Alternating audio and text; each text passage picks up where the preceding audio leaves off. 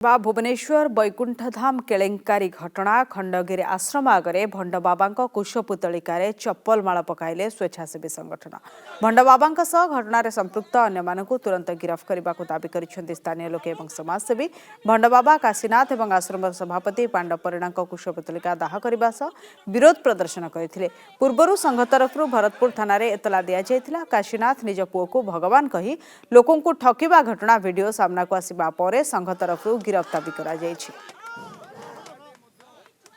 देखो अभियोगर 5 दिन बीतीगला आमको एपर्यंत एफआईआर कॉपी मिलनी इन्वेस्टिगेशन कौन 5 दिन लगे कि जो जमी सरकार प्रमाण है सबकि प्रमाण पर वीडियो को जहाँ सी वीडियो वार्ता देले आम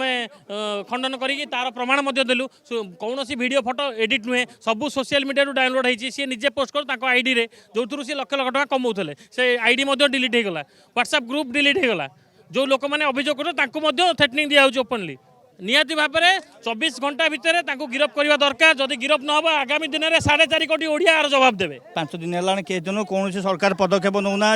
कौन एक्शन ना मापचुप सरला सबकि सरला कौन एक्शन नौना से आसू शांतिपूर्ण भाव कुशपुतलिका दाह करूँ आम देखू आम लोक 4.5 कोटी लोक ये अच्छा चप्पल पिंधेलु आज्ञा सब कलु कुशपुतलिका दाह कलु आ चप्पलटा भंडटा चप्पल पिंधु ना कौन मारू भंडटा भंडटा ना।